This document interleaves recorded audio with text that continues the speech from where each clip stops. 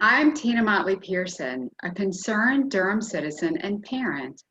Welcome to 5 Minutes on 5G in Durham with Dr. Larry Burk.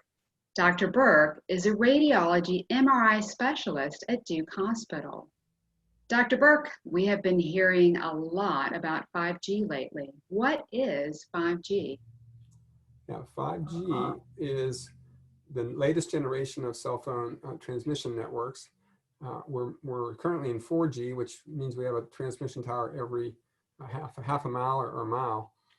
But 5G is a higher frequency transmission with shorter wavelengths, and it doesn't travel as far or effectively over distance. So that means that the small cell transmitters with 5G are going to have to be on probably every other telephone pole instead of every half mile, meaning there's a good chance to be one right in front of your house. How does this affect our health and the health of our children? Well, there have been several decades of study showing that there's significant risk to electromagnetic field, radio frequency radiation from cell phones and cell phone towers, particularly risk of brain tumors, neurological and cardiovascular symptoms, learning deficits in children, infertility issues. And as far as children are concerned, it's disturbing to, if you drive down Duke Street at 315 North Duke Street, there is a cylindrical tower on top of a telephone pole right on the Durham School for the Arts campus. Has the telecom industries conducted safety studies on 5G? You would think that they would have, but according to testimony that Senator Richard Blumenthal received from telecom executives in front of Congress, they admitted there were no safety studies and none planned. So we're really witnessing the largest scientific experiment in human history of the entire population of the globe without any informed consent or safety studies. Without these studies, are the telecom companies able to get insurance for the wireless industry? Well, interestingly, no. The Lloyd's of London, other major insurers, will not provide telecom companies commercial liability coverage for their wireless installations.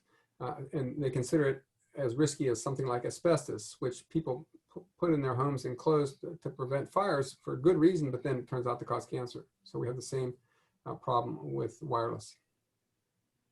It's my understanding that property values actually decrease by up to 20% near cell towers. Why is this?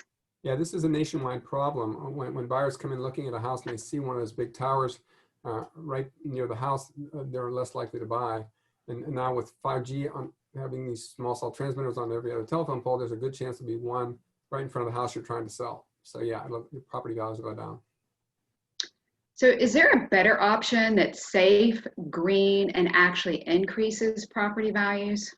Yeah, since the 90s, they've been talking about the information superhighway, which is fiber optic system with infrastructure throughout the whole country, including the rural neighborhoods that gives you very green, low energy, pure transmission, high quality internet. And unfortunately, the telecom industries in the last 20 years have co-opted the fiber optic system we've already paid for and used it as a platform to put up their 5G towers, which unfortunately used a tremendous amount of energy compared to a direct wired connection. And you also get better transmission. If you see people with bad Zoom transmission during the lockdown, you know that they have a bad Wi-Fi connection instead of a nice hardwired into their computer. So.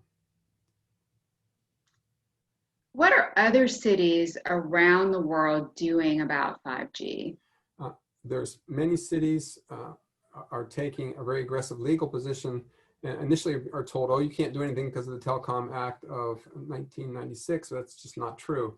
They've been able to pass ordinances and find legal workarounds to block the installation of these towers in many cities around the world. So what can we do to learn more about 5G and prevent it in our area? We have a Durham 5G free Facebook group, which you can join, and I'd love to have you participate there. And you can also find out more about it on my website, which is larryburk.com. I have a blog on there, Stay Healthy in a 5G World. You can contact me through the website or through Facebook.